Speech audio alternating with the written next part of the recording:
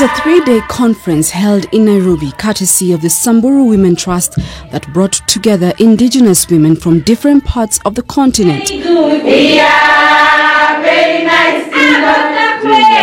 Webinar, which is mostly so that other people also from other continents. Some of the countries represented included Kenya, Cameroon, Rwanda, South Africa, Botswana, among others.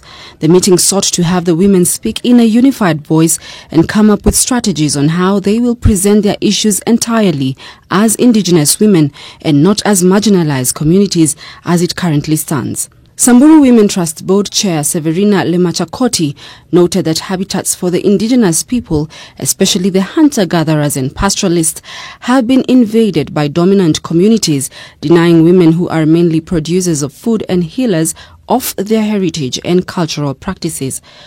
We have come to realize that it is our own responsibilities as women from Africa, especially the indigenous women, to push our voices, to amplify our voices. So this conference is generally to make sure that the voices of the indigenous women in Africa are heard. Former nominated Senator and Nairobi Speaker Beatrice Elachi, who attended the final day of the conference, said that issues of indigenous women, including natural resources and the Millennium Development Goals, have to be put into consideration, and women should be the drivers towards achieving them. Whatever affects me will affect a woman in Turkana, but in a very different way, and that is why we should continue advocating for their issues. Advocating for laws that will also be more friendly to the environment that they are in. They are limited by tradition, they are limited by patriarchy that they've been born in, they are limited by lack of access to information, historical land injustices that the government has refused to address itself to.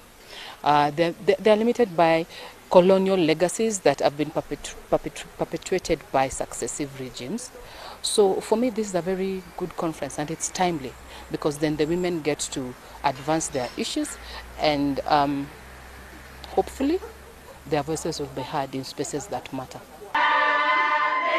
The leaders noted that women's rights must be included in policies that govern the different countries they come from, and this will be made possible if they are incorporated in international treaties and in particular the Beijing platform. Jasmine Omboy, K24 Newscast.